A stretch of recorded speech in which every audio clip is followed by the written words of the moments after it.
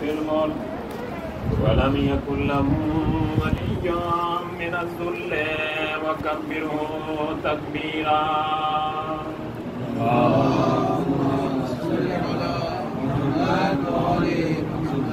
الصلاة والسلام والتحية والإكرام على سيدنا ومولانا بالقاسم محمد اللهم صل على محمد وعليه الطيبين الطاهرين المعصومين المظلومين الذين أذهب الله عنهم الرجس وطهرهم تطهيرا اللهم صل على محمد ولعنة الله على أعدائهم أجمعين من الآن إلى قيام يوم الدين أما بعد فقد قال الله الحكيم في كتابه الكريم وهو أصدق الصادقين وقوله الحق بسم الله الرحمن الرحيم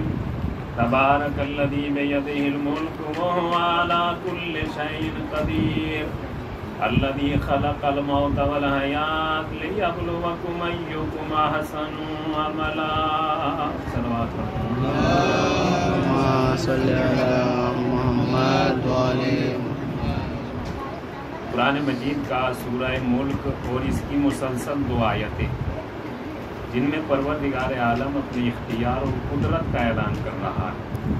پہلے اختیار کا اعلان ہے، پھر قدرت کا اعلان ہے، اور دوسری آیت میں موت اور زندگی کا اعلان ہو رہا ہے.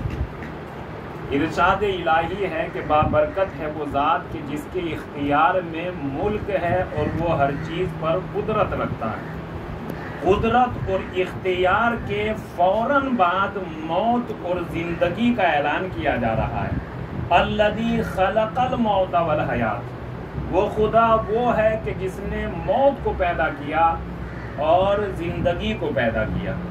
قرآن مجید کی اس آیہ کریمہ میں پروردگار عالم نے موت کا ذکر پہلے کیا، زندگی کا ذکر بعد میں کیا، جبکہ ہم یہ سوچتے ہیں کہ زندگی پہلے ہے موت بعد میں ہے. قرآن مجید کی آیہ کریمہ یہ بتا رہی ہے کہ نہیں، زندگی بعد میں ہے، پہلے موت ہے. اور اگر اسی طرح سے ہوتا کہ جیسے ہم سوچتے ہیں تو پھر اعلان یہ ہونا چاہیے تھا کہ وہ خدا وہ ہے کہ جس نے زندگی کو پیدا کیا اور موت کو پیدا کیا. اعلان یہ نہیں ہے کہ وہ خدا وہ ہے کہ جس نے زندگی کو پیدا کیا اور موت کو پیدا کیا، بلکہ اعلان یہ ہے کہ وہ خدا وہ ہے کہ جس نے موت کو پیدا کیا اور زندگی کو پیدا کیا. گویا کہ قرآن کریم کی یہ آیت یہ بتا رہی ہے کہ اصلی زندگی وہی ہے جو موت کے بعد سے شروع ہوتی ہے، ورنہ یہ زندگی جو ہم گزار رہے ہوتے ہیں اس کے بارے میں تو ہمیں نہیں معلوم کہ کل ہمارے ساتھ کیا ہونے والا ہے. قرآن مجید اس سے بڑھ کے آگے اعلان کرتا ہے وَلَا تَدْرِ نَفْسٌ بِأَيِّ أَرْضٍ تَمُوتُ، کوئی نہیں جانتا اسے کہاں موت آئے گی. اور یہ قرآن مجید کا کوئی ایسا اعلان نہیں ہے کہ جو صرف مسلمانوں کے لیے ہو. بہت سے اعلان ایسے ہیں کہ جو صرف مسلمانوں کے لیے ہے، مگر یہ اعلان پوری انسانیت کے لیے ہے. اور قرآن مجید کا ایک چیلنج ہے. قرآن مجید اعلان کر رہا ہے کہ کوئی نہیں جانتا اسے کہاں موت آئے گی. وَلَا تَدْرِ نَفْسٌ مَاذَا تَكْسِبُ غَدًا، اور کوئی نہیں جانتا کل اس کے ساتھ کیا ہونے والا. یہ دونوں کی دونوں قرآن مجید کی وہ آیہ کریمہ ہے کہ جو بظاہر قرآن مجید کو نہیں مانتے وہ بھی ان باتوں کا انکار نہیں کر سکتے. دیکھیں قرآن مجید کے کتنے کامن میسیجز ہیں. کوئی نہیں جانتا اسے کہاں موت آئے گی، کوئی نہیں جانتا اس کے ساتھ کیا ہونے والا ہے. یہ قرآن مجید کی تمام آیات اور اس سے پہلی 2 آیتیں بھی انسان کو ایک حقیقت کی طرف متوجہ کر رہی ہے، اور وہ حقیقت یہ ہے کہ خدا کا انکار کرنے والے مل سکتے ہیں مگر موت کا انکار کرنے والا کوئی نہیں. موت سے انکار انسان کر ہی نہیں سکتا، عقلاً نہ علماً، کسی بھی اعتبار سے انسان موت سے انکار نہیں کر سکتا. موت ایک حقیقت ہے اور حقیقت کو ڈیفائن ہی ایسے کیا جاتا ہے کہ جس کا انکار کرنا ناممکن ہو اسے حقیقت کہتے ہیں. تو قرآن مجید نے یہ موت اور زندگی کے بارے میں جو اعلان کیا ہے وہ اعلان ہی یہ ہے کہ اصلی زندگی ہی وہ ہے کہ جو موت کے بعد سے شروع ہوتی ہے۔ اس کے علاوہ قرآن مجید کی وہ مشہور و معروف آیہ کریمہ کہ جہاں پروردگار عالم یہ اعلان کر رہا ہے کہ کل نفس ذائقۃ الموت ثم الینا ترجعون، ہر نفس کو موت کا ذائقہ چکھنا ہے، اس کے بعد ہماری طرف پلٹا دیے جاؤ گے۔ قرآن مجید کی یہ آیت بھی انسان کو موت کی طرف متوجہ کر رہی ہے کہ موت یقینی ہے، موت حتمی ہے، موت آ کر رہے گی، چاہے انسان مضبوط قلعوں میں بھی داخل ہو جائے، موت اسے وہاں بھی کینچ کر لے گی۔ قرآن مجید کی اس آیت میں اگر انسان غور کرے، کل نفس ذائقۃ الموت، ہر نفس کو موت کا ذائقہ چکھنا ہے۔ قرآن مجید یہ نہیں کہہ رہا ہے کہ موت کو نفس کا ذائقہ چکھنا ہے، قرآن کہہ رہا ہے کہ نفس کو موت کا ذائقہ چکھنا ہے۔ تو دونوں باتوں میں بہت بڑا فرق ہے۔ اگر اعلان یہ ہوتا کہ موت کو نفس کا ذائقہ چکھنا ہے تو پھر تو کچھ بھی سوچا جا سکتا تھا، مگر اعلان یہ ہے کہ نفس کو موت کا ذائقہ چکھنا ہے۔ تو اگر نفس کو موت کا ذائقہ چکھنا ہے تو جو چیز چکھی جاتی ہے وہ کم ہوتی ہے، چکھنے والا کم نہیں ہوتا۔ سامنے کی بات ہے، جو چیز چکھی جاتی ہے وہ کم ہوتی ہے، چکھنے والا کم نہیں ہوتا۔ یہی وجہ ہے کہ کسی صاحب نظر نے تو یہاں تک کہہ دیا کہ موت جب صاحب کردار سے ٹکراتی ہے وہ تو مرتے ہی نہیں، موت ہی مر جاتی ہے۔ یہ تو ذریعہ ہے ملاقات علی کا، ورنہ موت حیدر کے غلاموں کو کہاں آتی ہے۔ صلوات پڑھ دے محمد و آل محمد۔ بہرحال یہ ایک راستہ ہے، یہ ایک طریقہ ہے، موت کے بعد بھی انسان کی ایک زندگی ہے جسے زندگی جاویدانی کہتے ہیں۔ اصلی زندگی وہی ہے جو موت کے بعد سے شروع ہوتی ہے۔ اللہ کے رسول حضرت محمد مصطفیٰ صلی اللہ علیہ وآلہ وسلم نے ارشاد فرمایا کہ موت ادھر سے ادھر جانے کا ایک ذریعہ ہے۔ اور کیا ارشاد فرمایا آپ نے کہ جیسے ہر گھر کا ایک دروازہ ہوتا ہے، ایسے ہی آخرت کا دروازہ ہے موت۔ جیسے گھر میں داخل نہیں ہوا جا سکتا مگر دروازے کے ذریعے، ایسے ہی آخرت تک نہیں پہنچا جا سکتا مگر موت کے ذریعے۔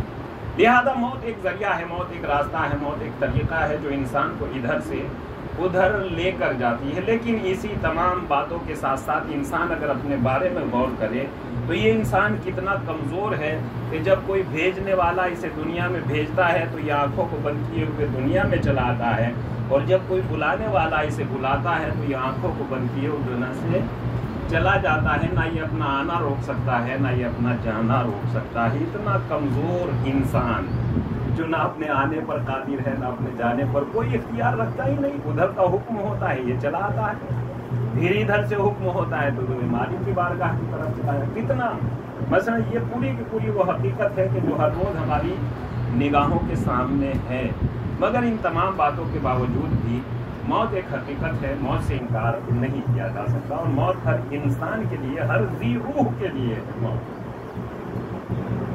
موت انسان کو اپنے مالک کی بارگاہ کی طرف لے جانے کا ایک ذریعہ اور ایک راستہ ہوتی ہے، مگر بہرحال یہ ایک قابل افسوس اور ناقابل فراموش المناک واقعہ، داستان یا ایک ایسا غمناک واقعہ ہے کہ جو ہم چاہنے کے بعد بھی اس واقعے کو بآسانی نہیں فراموش کر سکتے، کیونکہ جو جانے والا ہوتا ہے وہ ہماری زندگی میں اتنی اہمیت کا حامل ہوتا ہے کہ ان کے جانے کے بعد ہماری زندگی کی وہ کمی کہ جو ان کے جانے کے بعد ہماری زندگی میں آتی ہے وہ کبھی پوری نہیں۔ ایک والد بزرگوار اگر اس دنیا سے چلے جاتے ہیں تو انسان بھرے میدان میں اپنے آپ کو بغیر سائے سے محسوس کرتا ہے کہ جیسے پوری دنیا ایک میدان سی نظر آتی ہے اور انسان ایک سائے میں تنہا کھڑا ہوا ہے۔ ان کا وہ ہمدرد اور مہربان انسان چلا گیا کہ جو انہیں اپنے سے زیادہ چاہتے تھے، اپنے سے زیادہ ان کے ساتھ بھلائی کا ارادہ رکھتے تھے۔ والد بزرگوار کیا ہوتے ہیں؟ روایات میں والد کو اصل البیت یعنی گھر کی بنیاد ہی والد بزرگوار ہے، اور اگر بنیاد کمزور ہو جاتی ہے تو پورا گھر کمزور۔ اصل البیت کہا ہے، والد گرامی کو اصل البیت کہا گیا ہے۔ और इसकी मिसाल यूँ दी गई है कि वालिद का किरदार पूरी फैमिली में ऐसी ही है कि जैसे दरख्त में जड़ का किरदार होता है, और अगर जड़ ही कमज़ोर हो जाती है तो फिर वो दरख्त किसी लायक नहीं रहता, ना वो साया दे पाता है, ना वो फल दे पाता है, ना उसकी शाखें हरी भरी रहती हैं, ना उसका तना, कोई भी चीज़ उस दरख्त की महफूज नहीं रह पाती अगर जड़ कमज़ोर हो जाती। और अगर किसी दरख्त की शाखें सूखने लगे, मुरझा जाए, तो शाखों को हरा भरा या दोबारा कुव्वत देने के लिए क्या किया जाता है? का जड़ में पानी डाला जाता है, ताकि ये जड़ का पानी हर एक बर के शजर तक तकवीयत पहुंचा दे, उसे मजबूत कर दे। वरना ये कोई अक्लमंदी नहीं है कि अगर शाखों को सूखा हुआ देखे तो शाखों के ऊपर पानी डाल दिया जाए, ये उसकी तकवीयत में इजाफा नहीं हो सकता। तो वालिद बुजुर्गवार जिन्हें रिवायात में असूल बैत कहा गया है और जिनकी मिसाल ऐसी दी गई है कि वालिद अपनी फैमिली में ऐसा ही है कि जैसे दरख्त की जड़ होती है, अगर जड़ कमज़ोर पड़ जाती है तो पूरा दरख्त कमज़ोर पड़ जाता है। लिहाजा अगर घर को कमज़ोर पड़ते हुए देखें तो वालिद बुजुर्गवार को इतना मजबूत कर दिया जाए ताकि वो हर फैमिली मेंबर्स तक क़ुव्वत और मजबूती पहुंचा सके। ये वालिद बुजुर्गवार को कमज़ोर नहीं होना चाहिए। वालिद बुजुर्गवार बहुत अजीम हस्ती का नाम है। वालिद एक एहसास मुसलसल है, इसे इंसान महसूस नहीं कर सकता कि वालिद की अहमियत क्या है। अल्लाह के रसूल हज़रत मोहम्मद मुस्तफ़ा सल्लल्लाहु अलैहि वसल्लम ने इरशाद फरमाया, दुआउल वालिदे लिवलदिही का दुआ इन नबी उम्मते। वालिद की दुआ औलाद के हक में वही असर रखती है जो नबी की दुआ उम्मत के हक में असर रखती है। ये वालिद बुजुर्गवार का कितना बड़ा मर्तबा है, इसे समझा जा सकता है कि वालिद बुजुर्गवार की दुआ औलाद के हक में वही असर रखती है जो नबी की दुआ उम्मत के हक में असर रखती है। गोया कि अल्लाह के रसूल ये बता रहे हैं कि अगर किसी ऐसे दरवाजे पर जाना चाहते हो कि जिसकी दुआ मालिक की बारगाह में रद्द ना होती हो तो इधर उधर भटकने की ज़रूरत नहीं है। अल्लाह ने ये नेमत हर घर में अता की है। अपने वालिद बुजुर्गवार से कहिए कि हमारे हक में दुआ कर दीजिए ताकि आपकी दुआ मालिक हमारे हक में कबूल हो। ये वालिद का मर्तबा है। तो इंसान जब इधर से उधर जाता है तो बहरहाल उसका एक अफसोस और एक तकलीफ़ हमारे यहाँ ऐसी पैदा हो जाती है कि जिसे हम चाहने के बाद भी नहीं भुला पाते। एक इंसान जो अपनी नेचुरल डेथ से जा रहा होता है, एक के जाने का कितना गम होता है, आप समझ सकते हैं। लेकिन आप गौर फरमाएं कि अगर किसी खानवादे का, किसी घर के तमाम अफराद और अपनी नेचुरल डेथ से ना जा रहे हों बल्कि उन्हें शहीद कर दिया गया, उन्हें कत्ल कर दिया गया, और किस अंदाज में कत्ल किया? 3 दिन के भूखे और प्यासे और यतीम बच्चे कि जो घर के बुजुर्ग के जाने के बाद उनमें एक हमदर्दी की उम्मीद पैदा होती है कि हमारे रिश्तेदार आएंगे और हमारे साथ हमदर्दी और मेहरबानी करेंगे। वो यतीम और यसीर बच्चे के जिनके वालिद बुजुर्गवार को उनके सामने 3 दिन का भूखा और प्यासा ज़िबा कर दिया गया, उन यतीम बच्चों की भी तो कुछ उम्मीद रही होंगी। उनके सर पर बस खेमों का एक साया था या ज़मीन करबला थी, वरना 3 दिन के भूखे प्यासे वो बच्चे भी थे। उन 3 दिन के भूखे प्यासे बच्चों ने ये देखा कि बजाय ये कि हमारे साथ मेहरबानी की जाए, फौज यजीद हाथों में आग और लकड़ियाँ लिए हुए आ रही है ताकि खेमे हुसैनी को जला दिया जाए। अब यतीम बच्चे कितना सब्र करते और कितनी बर्दाश्त करते। यतीम बच्चे खेमों से निकले और बयाबान और सहराए करबला की तरफ दौड़ने का इरादा ही किया था कि आती हुई फौज ने यतीम बच्चों को पायमाल कर दिया। लीजिए, यतीम बच्चे पायमाल हुए, जालिमीन ने खेमे हुसैनी में आग लगा दी और आग लगाने के बाद सैदानियों को असीर और कैदी बना लिया गया और इन असीरों के काफिले को उधर से गुजारा गया जिधर इमाम हुसैन का लाशा बेघोर और कफन पड़ा हुआ था। जनाब ज़ैनब ने अपने भाई के लाशे को देखा, हाथों को आसमान की तरफ बुलंद किया और आवाज दी, वाह मोहम्मदा।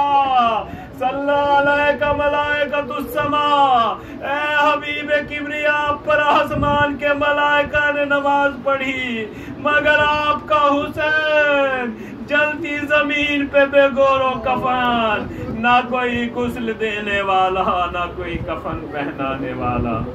अला लानतुल्लाहि अला कौमिज़ ज़ालिमीन, सयालमुल्लज़ीना ज़लमू अय्या मुनक़लिबिन यंक़लिबून, इन्ना लिल्लाहि व इन्ना इलैहि राजिऊन। मालिक तुझे वास्ता मोहम्मद वाले मोहम्मद का मरहूम की मग़फ़िरत फरमा, उन्हें जवार रहमत में जगह इनायत फरमा, उनकी कब्र को नूर से मनव्वर फरमा, इन्हें चाहता मासूमीन अलैहिमुस्सलातु वस्सलाम की शफ़ाअत नसीब फरमा। मालिक तुझे वास्ता मोहम्मद वाले मोहम्मद का इनके फैमिली मेम्बर्स को सब्र जमील इनायत फरमा। मालिक तुझे वास्ता मोहम्मद वाले मोहम्मद का हमारे भी तमाम मरहूमीन और मरहूमात की मग़फ़िरत फरमा, उन्हें जवार रहमत में जगह इनायत फरमा, उनकी कब्र को नूर से मनव्वर फरमा। मेरे मालिक तुझे वास्ता मोहम्मद वाले मोहम्मद का इस अज़ादारी का जो सवाब कुरान मजीद की जो तिलावत की गई है, और आप हज़रात को गुजारिश है कि एक मरतबा सूरह अल-हम्द और 3 मरतबा सूरह तौहीद की तिलावत फरमाकर मरहूम जाफ़र रज़ा इब्न जाफ़र हुसैन की रूह को इरसाल फरमा। मालिक तुझे वास्ता मोहम्मद वाले मोहम्मद का एक तमाम कार खैर का सवाब मरहूम की रूह मुबारक को इरसाल फरमा।